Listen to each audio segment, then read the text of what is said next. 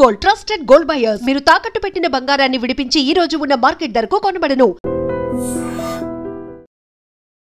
నమస్కారం గురుగారు. అఖండ లక్ష్మీ ప్రాప్తిరస్తు. గురుగారు, అట్ల తద్ది ఇది చాలా వరకు అన్ని ప్రాంతాల వాళ్ళు ఆచరించరేమో అని నేను అనుకుంటున్నాను. అసలు నిజంగా ఈ అట్ల తద్ది అనేది ఎందుకు ఆచరించాలి, ఆ రోజు చేయాల్సిన కార్యక్రమాలు ఏంటి, అవన్నీ కూడా తెలియజేయండి. అంటే ఒకటేంటంటే అట్ల తద్ది విశిష్టత ఫస్ట్ మనం తెలుసుకునే ముందుగా ఎవరు చేస్తారు, అసలు ఇది ఎవరు చేస్తారు అనే విషయం కనుక్కుంటే పెళ్ళైనటువంటి మొదటి సంవత్సరం తప్పకుండా చేయాల్సినటువంటి వ్రతం. అంటే ఒక్కొక్క ప్రాంతంలో ఒక్కొక్క రకమైనటువంటి వాయనాలు ఉంటూ ఉంటాయి. కొన్ని ప్రాంతాల్లో మొంటె వాయనం అని, అంటే చిన్న చిన్న చేటలు ఉంటాయి, చేటలు ఇది మనం బియ్యం చెరిగేటువంటి చేటలు ఉంటాయి. కొన్ని ప్రాంతాల్లో చేటలు ఇస్తుంటారు. కొన్ని ప్రాంతాలలో మీరు తప్పకుండా ఈ అట్ల తద్ది వాయనం అంటే పెళ్ళైనటువంటి మొదటి సంవత్సరంలోనే 16 రోజుల పండుగ లోపలనే చేస్తారు. అంటే అమ్మాయి అత్తగారింటికి వచ్చేసిన తర్వాత, అంటే 16 రోజుల పండుగ అయిపోయిన తర్వాత అమ్మాయి కాపురానికి వచ్చిన తర్వాత ఫస్ట్ వీక్ లోనే పౌర్ణమి ముందుగా చేయాలి. ఒక పౌర్ణమి ఉంటే పౌర్ణమి ముందుగా, లేదు వచ్చే మాసంలో పౌర్ణమి ఉంటే పౌర్ణమి ముందుగా చేసుకోవాలి. నెక్స్ట్ మంత్ పౌర్ణమి అంటే తప్పకుండా ఆ మాసం లోపల తప్పకుండా ఈ అమ్మాయి అట్ల తద్ది వాయనాలు, అట్లు వాయనాలు ఇవ్వాలి. ఏ తిది చూసుకొని చేయాలి? దాదాపుగా ఒకటేంటంటే దాదాపుగా చాలా మంది తది అనే తీసుకుంటారు. తద్ది అంటే తదియ అంటే శుక్లపక్ష తదియ చాలా ఇంపార్టెంట్. కొంతమంది బహుళ తదియలో కూడా ఇస్తుంటారు. సో కానీ శుద్ధ తదియ ముందు అంటే తప్పకుండా మీకు ఉదయం పూట మాత్రం, అంటే పౌర్ణమికి ముందు రోజు వచ్చేటువంటి తదియ రోజే విశిష్టంగా ఉంటుంది. ఆ రోజు మాత్రమే ఈ యొక్క విశేషమైన కార్యక్రమాన్ని చేయాలి. ఇక్కడ మనకి ఈ మాసంలో మనకి చూసినప్పుడు ఆశ్వయుజ మాసంలో బహుళ తదియ, అంటే ఆశ్వయుజ మాసంలో బహుళ తదియ చాలా మందికి ఇది విశేషంగా ఏంటంటే కార్తీక మాసంలో చేస్తుంటారు. అంటే కార్తీక మాసంలో ఎక్కువ మంది వాయనాలు ఇస్తుంటారు. అంటే పెళ్ళైన తర్వాత 5 ఏళ్లకి 7 ఏళ్లకి, కొంతమంది ప్రతి సంవత్సరం కూడా ఇచ్చుకొని 11 సంవత్సరాలు కూడా ఈ యొక్క అంటే వాయనాలు ఇచ్చడం, అంటే 11 years వరకు ఇస్తూ ఉంటారు. అంటే ఇంటికి ఉండేటువంటి సంప్రదాయాన్ని బట్టి ఇస్తూ ఉంటారు. ఇది ముఖ్యంగా నాకు తెలిసినంత వరకు ఉభయ గోదావరి జిల్లాలోను, తర్వాత మనకి రాయలసీమ కొన్ని ప్రాంతాల్లోనూ, తదుపరి మనకి విజయవాడ కొంత ప్రాంతాల వరకు, అంటే ఈ ప్రాంతాల వరకు మాత్రమే ఈ అట్ల తద్ది వాయనాలు ఎక్కువగా ఉంది. మిగతా ప్రాంతాల్లో చాలా తక్కువ, అంటే అట్ల తద్ది వాయనం చేయరు. తెలంగాణ వైపు ఇటువంటి అట్ల తద్ది వాయనాలు చేయరు. అయితే ఇక్కడ చేసేటువంటి వాయనాలు వేరు, మొంటి వాయనాలు అంటారు. అంటే చేటలు అన్నారు కదా, అందులో ఏం పెట్టి ఇవ్వాలి. అయితే ఇక్కడ ఆ అమ్మాయి 11 మంది ముత్తైదువుని పిలవాలి. అంటే పెళ్ళైనటువంటి ఆడపిల్ల 11 మంది ముత్తైదువుల్ని పిలుచుకొని, అంటే పెళ్ళైనటువంటి ముత్తైదువుని పిలుచుకొని ఆ ముత్తైదుల ద్వారా అందరు ఒకేసారి కూర్చోబెట్టి అందరికీ తను స్వయంగా అట్ల పిండి కలిపి అట్లు పోసి పెట్టాలి. ఒక్కొక్కరికి 11 అట్లు పెట్టాలి. ఒక్కొక్కరికి 11 అట్లు 11 మందికి పెట్టాలి. సో వారు తినేదాన్ని బట్టి చిన్నగా పెద్దగా చేసుకునే అవకాశం ఉంటుంది. అది 11 మంది పూర్తిగా తినాలి, ఒక్క ముక్క కూడా మిగిలించకూడదు. అందుకే చిన్న చిన్నగా వేసుకుంటున్నారు. ఎందుకంటే అప్పట్లో పెద్ద పెద్దవే అట్లంటే పెద్దవి, ఇప్పుడు అంటే ఇంత వేస్తున్నారు, గరిట వేస్తే ఎక్కువ అవుతుంది. కాబట్టి ఆ 11 అట్లు కూడా తినాలి. ఎప్పుడు చేస్తారంటే దానికి గౌరీ పూజ ఉంటుంది. ముందుగానే అట్ల తద్ది వ్రతం ఉంటుంది. గౌరీదేవి వ్రతాన్ని బ్రాహ్మణ్ణి పిలిచి గౌరీదేవిని ఆవాహనం చేసి గౌరీదేవి వ్రతాన్ని చేసుకోవాలి. అమ్మవారిని అంటే పసుపు గౌరమ్మని పూజ చేసుకొని అమ్మవారిని ఆహ్వానం చేసి శ్రీ మహాగౌరీదేవతాయ నమః నిత్య సుమంగళి యోగ్యతా ప్రసిద్ధ్యర్థం సకల సౌభాగ్య యోగ్యతా ప్రసిద్ధ్యర్థం సత్సంతాన ప్రాప్త్యర్థం మేము ఈ యొక్క అట్ల తద్ది వాయనాన్ని గౌరీదేవత ప్రియత ఈ వాయనం చేస్తున్నాము. అంటే అట్ల తద్ది వాయనం కరిష్ట అని చెప్పి చెప్తుంటారు. దాని కథ కూడా ఉంటుంది, ఒక అమ్మాయి యొక్క కథ కూడా ఉంటుంది. ఆ కథను చదువుకున్న తర్వాత ఆ ముత్తైదులందరికీ కూడా ఈ వాయనం అట్లు వేసి అట్లు వెంటనే పెట్టాలి, వాళ్ళు పూర్తిగా తినాలి. ఆ తదుపరి దానికంటే ముందు వీళ్ళకి అట్లు వాయనం ఇచ్చేటువంటి ముందు వీళ్ళకి 11 మంది మహిళలకు కూడా కాళ్ళకి పసుపు రాసి పారాన్ని పెట్టి వాళ్ళకి పసుపు పెంచి, ఒకవేళ వీలైతే ఇవ్వగలిగితే వస్త్రం, అంటే వాళ్ళకి యోగ్యవంతమైనటువంటి వాళ్ళు కట్టుకోగలిగే వస్త్రాన్ని ఇచ్చి అక్కడ వాళ్ళు కట్టుకోవాలి. వాళ్ళు అక్కడ కట్టుకొని అక్కడ అమ్మవారి లాగా, అంటే 11 మంది అమ్మవారి లాగా వాళ్ళు కూర్చొని అక్కడ అమ్మవారుతారు. మా స్వామి 11 మందికి పెట్టలేకపోతే ఏమిటి, అందరికీ శక్తి ఉండదు కదా. మరి శక్తి ఉన్న వాళ్ళు ఏం చేయాలి అంటే శక్తి లేని వాళ్ళందరూ కూడా తప్పకుండా కనీసం 3కి పెట్టాలి. అంటే వాయనం అనేది ఒక ఇంటి ఆచారం అనేది పడగొట్టుకోవడానికి అవకాశం లేదు. తప్పకుండా ఆ ఇంట్లో ఏ ఆచారం ఉంటుందో ఆ ఆచారాన్ని తప్పకుండా ఫాలో అవ్వాలి. సో కాబట్టి ఆ ఆచారాన్ని పాటించినప్పుడే మనకి సమస్త శుభయోగాలు పొందుకునే అవకాశం ఉంటుంది. కనుక తప్పకుండా మనం అట్ల తద్ది వాయనాన్ని ఇంటి ఆచారంగా పాటించాల్సిందే.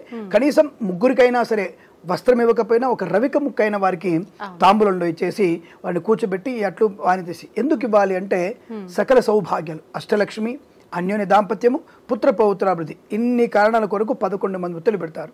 లేదా 3నే కూర్చోబెట్టి 3లో 11 మందిని పూజించవచ్చు మనం. సో అలా చేయడం వల్ల మనకి సమస్తమైన శుభయోగాలు కలుగుతాయి, దరిద్రం నుంచి బయటపడే అవకాశం. అయితే ఆశ్వయుజ మాసంలో ఇది మనకి బహుళ పక్షంలో తదియ రోజు వస్తుంది. యాక్చువల్గా ఇది పౌర్ణమి ముందుగా వచ్చేటువంటి తదియ రోజు చేసుకోవడం ఉత్తమంగా చెప్పబడుతుంది. కానీ ఆశ్వయుజ మాసంలో మనకి ఆశ్వయుజ మాసంలో బహుళ తదియ రోజున మనకి ఒక అంటే కార్యక్రమం వస్తుంది. అది కూడా మనకి దసరా అయినటువంటి మనకి తర్వాత వచ్చేటువంటి తదియనే మనకి అట్ట తద్దిగా మనం చెప్పుకుంటుంటారు. 19వ తేదీ మనకి శనివారం రోజున కార్యక్రమం మనకి వస్తూ ఉంటుంది. యాక్చువల్గా చాలా మంది కార్తీక మాసంలో చేస్తారు. అంటే కార్తీక మాసంలో విశేషంగా చేస్తారు. అంటే సత్యనారాయణ వ్రతాలు, తాంబూల వ్రతాలు, ఫలదాన వ్రతాలు, అలాగే అట్లతద్ది కూడా చేసుకునేటువంటి సంప్రదాయం కార్తీక మాసంలో కూడా ఉంది. కానీ ఈ సంవత్సరం మనకి అక్టోబర్ 19వ తేదీ మనకి అట్లతద్ది కార్యక్రమం. ఆ రోజున దీర్ఘ సుమంగళ యోగ్యత పొందడానికి, కడుపు పంట బాగా ఉండడానికి తప్పకుండా ఈ యొక్క అట్టతద్దిన వ్రతాన్ని చేయాలి. దానివల్ల సమస్తమైనటువంటి అమ్మవారి అనుగ్రహంతో అష్టైశ్వర్య ప్రాప్తి పొందడం ఖాయం. తప్పకుండా ఇది నమ్మడం వల్ల శుభాలు జరుగుతాయి. అయితే గురుగారు, ఇప్పుడు ఇది సంతానం కోసం, సౌభాగ్యం కోసమే చేసుకునేది కాబట్టి ప్రాంత ఆచారం లేకపోయినా, కుటుంబ ఆచారం లేకపోయినా ఇష్టంగా ఎవరైనా చేసుకోవాలనుకుంటే చేసుకోవచ్చు అంటారా? ఇక్కడ ఒకటి గుర్తుపెట్టుకున్నామ్మా, ఇంటి ఆచారం లేనప్పుడు పనికిరాదు. ఇంటి ఆచారం అనేది కంపల్సరీ. ఇప్పుడు సపోజ్ మా సోదరి ఇంట్లో ఉంది, మా సోదరి ఇంట్లో సత్యనారాయణ వ్రతం ఆచారం లేదు, అలాగే వాడికి ఈ సీమంతం ఆచారం, గర్భోజన సీమంత ఆచారం రెండు కూడా లేవు. తెలంగాణ ప్రాంతంలో ఎట్టి పరిస్థితుల్లో కూడా సీమంతాచారం లేని ఇల్లు ఉండదు. కానీ కొన్ని ప్రాంతాలలో అంటే మా అక్కయ్య వాళ్ళ ఇంట్లోనే సీమంతం ఆచారం లేదు. సో కాబట్టి ఎందుకు లేదంటే వాళ్ళు 3 తరాల వాళ్ళ చేసి అనుభవించారు. అంటే నెగిటివ్ ఇన్ఫర్మేషన్ వచ్చేసి వారికి ఇబ్బంది కలగడం వల్ల 3 తరాల వాళ్ళు పరిశీలించి వద్దొద్దు మన ఇంట్లో 3 తరాల నుంచి లేదు, అది ప్రమాదం ఇండికేషన్ చేస్తూ ఉంటుంది. కానీ ఇంట్లో ఆచారం లేనప్పుడు పాటించకూడదు అనేది సంప్రదాయం చెప్తుంది. శాస్త్రము ప్రధానమైనది, ఆచారం ముఖ్యమైన ప్రధానమైనది. కాబట్టి ఆచారమే మనకు వ్యవహారంగా ఉంచుకోవాలి తప్ప శాస్త్రంతో ఫాలో అవుతూ ఆచారాన్ని తప్పకుండా పాటించాలి. కాబట్టి ఆచారం లేని ఇంట్లో ఎటువంటి వాయనాలు అనేవి పెట్టుకోకూడదు, అది ప్రమాదాన్ని దారితీసే అవకాశం ఖచ్చితంగా ఉంటుంది. మన అంటారు ఎంతలు అంటారు మంచిదే కదా, అట్లా 10 మందికి ముత్తైదులకి పెట్టుకోవడం మంచిదే కదా, అట్లే ఎందుకు వేయడం ఎందుకు, హాయిగా పిలిచి టిఫినే పెట్టేసి వారికి బట్టలు ఇచ్చేయచ్చుగా. ఆచారంగా ఉన్నప్పుడు నీకు సరదాగా ఉన్నప్పుడు పిలుచుకొని వాళ్ళకి బట్టలు ఇచ్చేసి కాస్త అట్లా వేసేసి డైనింగ్ టేబుల్ పెట్టి శుభ్రంగా పెట్టొచ్చుగా. అంటే పారాన్ని ఇచ్చి పెట్టడం అనేది ఆచారం, సరదాగా పిలిచి వాళ్ళకి గిఫ్ట్ గా వస్త్రాలు ఇవ్వడం అనేది ఎంజాయ్మెంట్. సో మీరు సరదాగా ఉండడానికి అలా ఇచ్చుకోండి, నో ప్రాబ్లం. కానీ గౌరీ వ్రతాన్ని ఆచరించి అమ్మవారి ప్రీతి కొరకు మీరు అట్టదది వాయన చేసుకోవడం కరెక్ట్ కాదు. ఆచారం లేకపోతే అది అరిష్టాన్ని కలిగిస్తుంది. ఇప్పుడు ఈ అట్ల కాన్సెప్టే ఎందుకని, దీనికి ఏమైనా స్టోరీ? అది ఒకటేంటంటే అట్లు అనేది ఎందుకంటే మినపపిండి, బియ్యపిండి మిళితైనటువంటి ఒక ఆహారం, అది భోజనం. అది దానివల్ల ఏమవుతుందంటే అమ్మవారికి ప్రీతి అనేది అర్థం. అమ్మవారికి ఆ గౌరీదేవికి ఇష్టమైన పదార్థం ఈ మాసంలో అంటే ఆశ్వమాసంలో చాలా చలిగా ఉంటుంది కదా, అందుకే ప్రదోష కాలంలో చేసుకుంటారు. కాబట్టి ఆ సమయంలో వేడివేడిగా ఆయన పెడితే కడుపు చల్లగా ఉంటున్న భావనతో పెట్టారు తప్ప మినపపిండిని ఆ యొక్క బియ్యపిండిని కలిపి పెట్టే పదార్థం కాబట్టి అమ్మవారికి ఇష్టమైనదిగా ముత్తైదులు పెడుతున్నారు తప్ప అది ఆరోగ్యవంతమైనటువంటి భోజనం. కాబట్టి హాయిగా మనం దాన్ని స్వీకరించలేదు తప్ప ఇతిమిద్దంగా అమ్మవారికి ప్రీతి కాకుండా వేరే పెట్టవచ్చా అంటే ఆ రోజున లడ్డులు పెట్టవచ్చా అనేది లేదు అక్కడ. అట్లు మాత్రమే చెప్పారు, అంటే అమ్మవారికి ఆ రోజున ప్రీతి అనేది కాబట్టి అట్లు పోయమని చెప్పారు. అంటే దాని ఏంటంటే అనేక ఇక్కట్లు తొలగిపోతాయని అట్టతద్ది అంటారు. అనేక ఇక్కట్లు తొలగిపోవడానికి అట్టతద్ది వాయనం ఇవ్వమని చెప్తుంటారు. ఇది ఆచార వ్యవహారాలు, ఇవన్నీ కూడా ఆచారం వ్యవహారాలు కాబట్టి పాటించడం మంచిదే, దానివల్ల నష్టమేం లేదుగా. అలా చెప్పేసి ఆచారం లేని వాళ్ళు పాటించడం అనేది కరెక్ట్ కాదు. కాబట్టి ఆచారం ఉన్న వాళ్ళు తప్పకుండా పాటించి అమ్మవారి అనుగ్రహాన్ని పొందుకోవచ్చు. అయితే ఇప్పుడు కొంతమంది 11 సంవత్సరాలు 5 సంవత్సరాలు అలా చేస్తారన్నారు కదా, అది మనం అట్లా స్వతహాగా మనకి మనం అనుకోవడములా లేకపోతే నిజంగా అన్ని సంవత్సరాలు చేయాలని రూల్ ఏమైనా ఉంటుందంట? అంటే వారింటి చెప్పాం కదమ్మా, ఇవన్నీ కూడా ఇంటి ఆచారంగా ఒకసారి చేసుకోవచ్చు, ఒకసారి చేరేవారు కూడా 3, 5, 7, 11 ఇలా చేస్తుంటారు. 3, 5, 7, 11 వారాలు 11 సంవత్సరాలు చేస్తూ ఉంటారు.